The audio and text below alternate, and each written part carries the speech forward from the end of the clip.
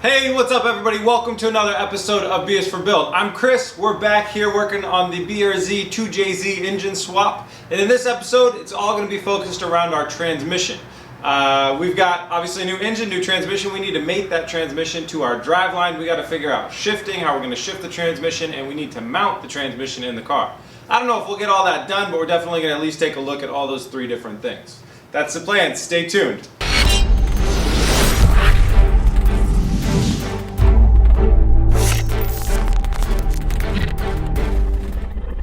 The first thing that I want to do is start figuring out some of our drive line or drive shaft stuff. So let me start by saying that the way that we're going to do this is a budget method of doing this, going about this. It is not the official way. Normally the official way is you take a measurement and you send it off to a drive shaft shop and they make you a new drive shaft. That's it. You bolt it up. We're going to go a little bit more DIY. We're going to do an adaptation from the stock BRZ drive shaft to bolt up to the Toyota 2JZ transmission. So what we're doing here is this is the second piece of the drive shaft. It's a two-piece drive shaft, and right here you have the thing that is meant to essentially like slide into the transmission. This is the old motor, still for sale by the way. If anybody wants this motor, it was a good motor. I've been too lazy to put it on Craigslist, so very much for sale. Anyways, so to get this to work with the 2JZ one, we can't have that protrusion, so we're going to go ahead and give it a chop right here and separate this so we keep this flexible, this ball joint knuckle thing, and we're going to take this part off. That way we can weld an adapter plate onto the end of this.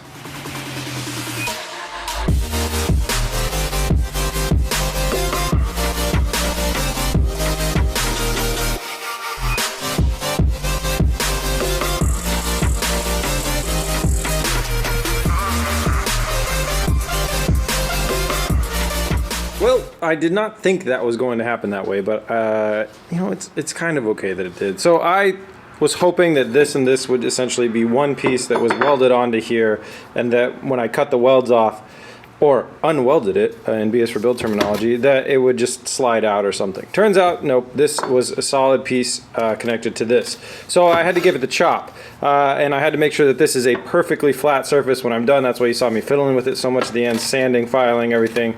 The idea is that you need to keep this as even as you can, because if there's more weight on any one side, it'll cause a wobble in the driveline. That's why people don't make their own, because like you see, these are weights to even out the driveline. So we'll get less wobble if we build it perfectly center. We're probably bound to get some. That's part of the reason people don't DIY drive shafts. But I know that. I did my best. This is like a perfectly straight cut, file down finish. And so that's what we're going to work with. The idea now is that from here we will weld a disc. We will weld a steel disc to this steel part that will be an adapter, and it's going to have holes in it that we will bolt into a filler piece, like a spacer piece that'll go like here. So that will bolt into a piece of aluminum that will go here, that will then bolt to the 2JZ transmission pattern, or at least that's the plan. Right now I got to jump under the car and see if there's room to even do that. Let's figure that out.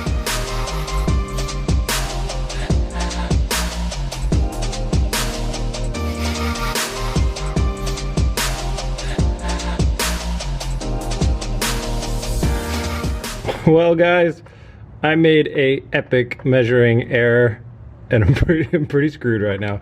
Let me tell you what happened. Let me explain. That is the second piece of the driveline. This is a two-piece driveline. That is a very, very long one that connects to the rear differential over there. It comes up, it swings up to a point right here where it connects to the second piece. The second piece bolts into the frame of the car right here, and then it bolts, see those 4 bolts, to that right there. That bolts up to there, and then this is the shape of it right here, and it would run underneath here into the transmission right there. Now visualize, if you will, because I can't lift it and hold the camera at once, but what happened is when that is bolted into there, it's so long that it runs a good deal past the transmission mounting point, which is up there, to like where my hand is right here, like 4 inches, 5 inches too far. So I can't build an adapter plate, I can't do anything because there's no room. But I've got a plan. Alright, so I screwed up pretty big. You know, the way that this normally works is I have a rough idea of how I'm going to build things on a build, and I normally don't get caught off guard like this. So now I'm in a really weird situation. The thing is because of this being a YouTube channel and we have a certain pace, I got to figure out like what I'm doing right away. Because if I need to order a one-piece driveline, that thing needs to be made and then it's got to get shipped out here and it'll take a long time and it would literally come like right at the end. And I don't want that to happen. So this piece is never going to work on the car. So what I'm going to do is I'm going to spend the rest of this episode, complete change of path of what I said in the intro, I'm going to spend the rest of this episode playing with this piece, modifying this piece to try and fit it to our transmission and see what happens. So I'm gonna go down there tonight and I'm gonna take measurements. And you know, this is what the channel is about. We're gonna try it, we're gonna see the quality of the work, and then if it works well to start, we'll see how long it lasts. And then, you know, if we go to real power and we're like pushing a ton of power and stuff like that, I'll order the single piece driveline. But for now, I wanna see what I can do. I don't know, I think this will be fun actually. So here's the idea. I'm going to go take measurements. We're gonna have to shorten this down. Unfortunately, I have to keep this yoke here, so actually that is gonna have to get moved back a little bit, so we might have to make an adapter plate, like something that goes straight here. So I'll trim this back a little bit, bolt that on over here, another adapter plate that will then bolt straight up to our 2JZ transmission. No more aluminum piece in the middle, it's gonna be steel on steel on steel, because I thought that we needed like that much more space, and it turns out we need that much less space. So, first thing in the morning, I'm gonna go down to Metal Supermarkets, which is my local like metal supplier, and I'm gonna buy these like 1/4-inch hockey puck sized pieces of steel that I can then cut and weld onto these things to make them as balanced as I can. This is all about balance. If these things didn't need to be balanced, then you could just build your own driveline at home. Anyways, that's the plan. I'm actually pretty excited. So we're going totally YOLO. This piece is gonna die tomorrow and it may be reborn by tomorrow evening, or it might not. Luckily, now that the car runs, if we do get this to work, I believe I can get under there and shift it into a gear, and then I can floor it and I can see how bad it wobbles. Stay tuned for more wobble information.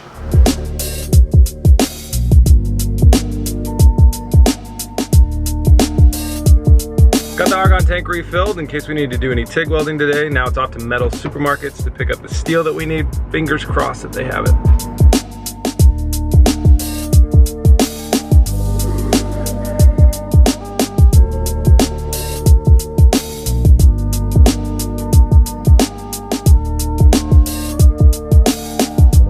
They had the steel we need! Yes! The dream is alive!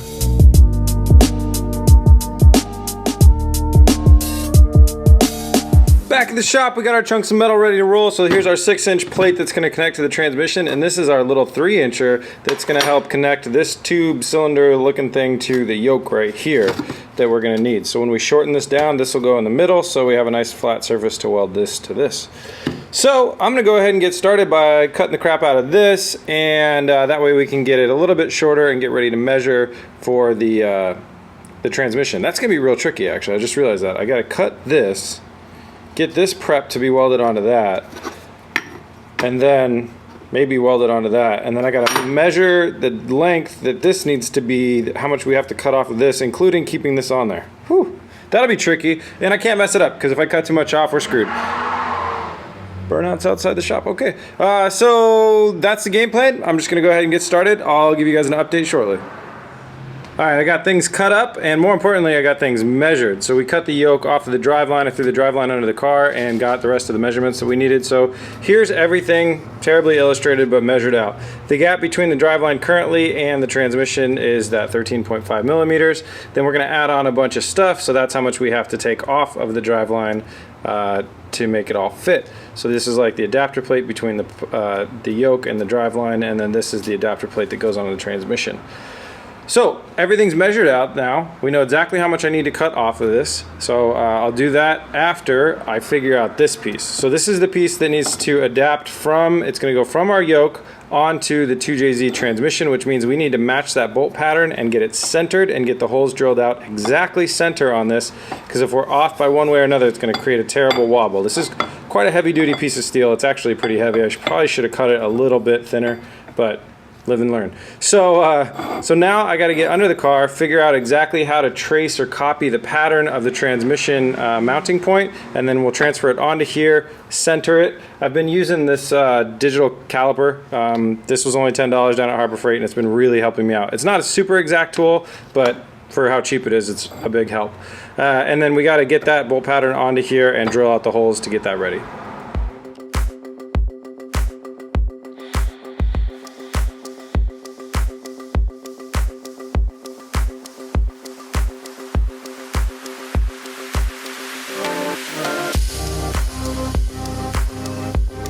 Well, this might have been something where I would have spent more time thinking than doing, but I did not do that. So, you know, I did my best. I can guarantee it's not going to be 100% perfect, but it looks good. It looks very close. So here's what I did. I painted the transmission mount under the car with black spray paint. I pushed a piece of cardboard up there to get where the holes are, where I need to drill out. So that's the exact shape of where the holes are, the mounting points on the thing. So then I cut that into cardboard, made a triangle out of it, measured it so it was centered on this, and then did use my hole punch to punch starter holes for the drill bit. So I'm going to measure this one more time on here, make sure everything looks square, and then it's time to start drilling this baby out, and then jump into the car and make sure it fits.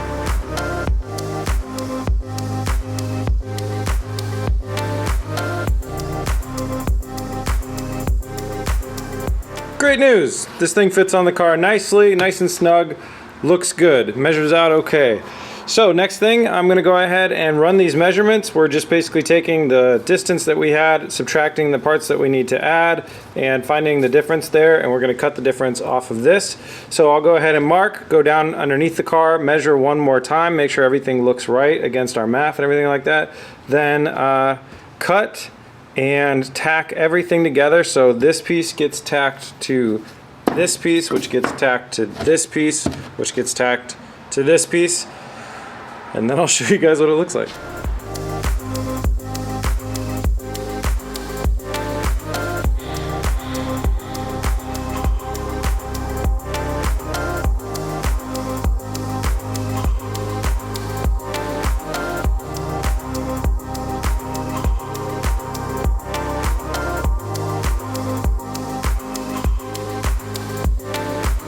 Voila! Kind of. It's all tacked up, and we're ready to go under the car and test fit it, but you can see I just, you know, kind of tacked it there and did it there, and I just centered everything by simple measuring. Let's get under the car and see if it fits.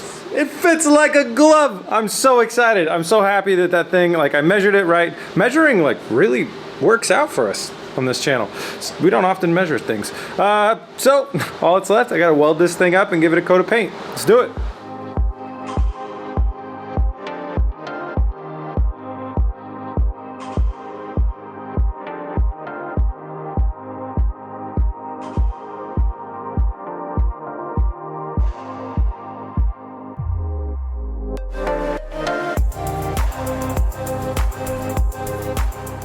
All welded up. We had a really unfortunate reaction. Everywhere where I forgot to get enough of this black paint off, it had some crazy reactions with the weld. But I went back over them, made sure they're really strong, so that's all good. And up here is like where we didn't have very many reactions. But it's all welded up, and it's definitely strong enough, so that's good to go. I'm gonna give it a coat of paint and install it on the car real quick, and then we can test it out. Okay, well here we are installed. You can see that's just the stock piece mounted back to the rest of the stock drive line, coming up to the modified piece, and that's where the magic happens, if you will. And that's it right there, mounted up to the 2JZ transmission. So let's here's what I'm gonna do. I'm gonna mount the camera under here so we can see how bad it wobbles, and then I'm gonna jump up into the car and we'll start it and we'll have to figure it out. So the only problem is that I'm gonna have to manually shift the transmission, which is by a lever that's down there. So I'm gonna have to start the car, jump underneath it, shift it into first gear, get back up above, and then rev it up. Sounds somewhat unsafe. Let's give it a try. Okay, here we go. Auxiliaries on, fuel pump on, start the car.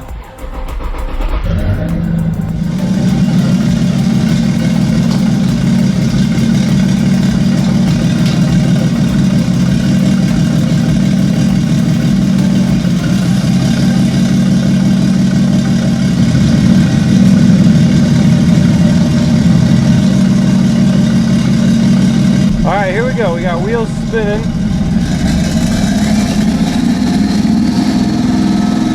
Not bad at all, not bad at all. There's a slight vibration. See how it is down on the low end. This is, I mean, you guys can see it's like the tablet is resting on the transmission tunnel. This is fine. A little bit, the worst vibration is right there at about 1800. If I back it down to 1800, that's where the worst of it is. And then when you bring it up to 2000, perfectly fine.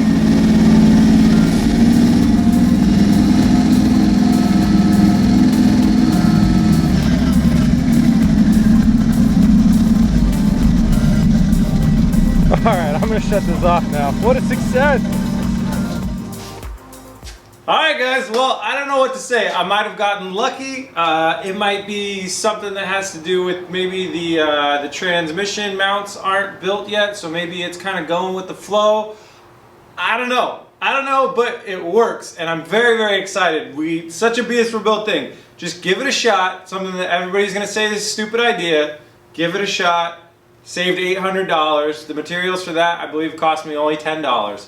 So we didn't have anything to lose except for the day of work that we put in, which was a very fun day of work. And what we got out of it is a very drivable, usable driveline, at least in the short term. And I am always very honest when I do these DIY things. If it breaks, or when it breaks, or whatever, I will let you guys know. I'll be very honest. I'll let you know the day it happens, and I will, you know, I'll be honest about it. It'll be another episode. Why wouldn't I?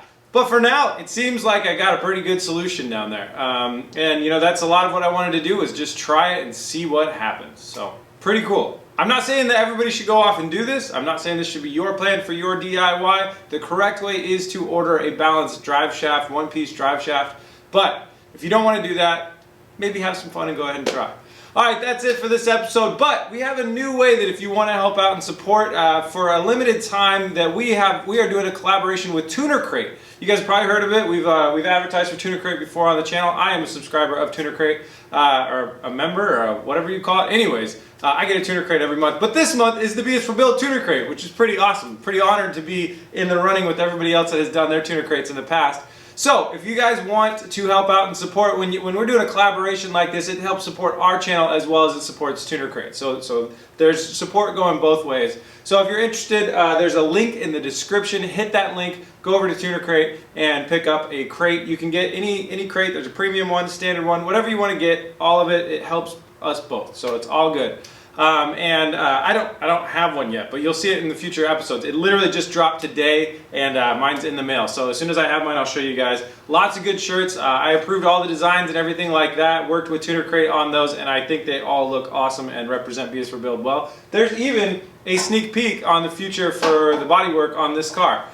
So it's like dropping like a future hint on this BRZ, which is pretty cool. So I'm very stoked on that, guys. Also, the code BUILD20 will save you 20% off. So a link in the description, like I said, code BUILD20 will save you 20% off. Head over there, pick one up if you want to help out and support. And if not, you know, I've been I was really happy about the Tuner Crate because I've been slacking on the t-shirt designs. We don't have very many new ones, and they're all kind of the same style, which is something I'm going to be working on in the future. But if you don't want to go Tuner Crate route, you can still pick up these BRZ shirts. There are plenty in stock. And that is at bsforbuild.com. If you want to find us at more places, I just dropped some behind the scenes of this episode yesterday. We are BS for Build on Instagram and BS for Build on Facebook. That's mainly the places that I'm posting. That's it, guys. Thank you so much for watching. This was a fun one. I'll see you in the next one. I almost did like a TJ Hunt outro. I almost said. Anyways, please remember to like and subscribe. Peace.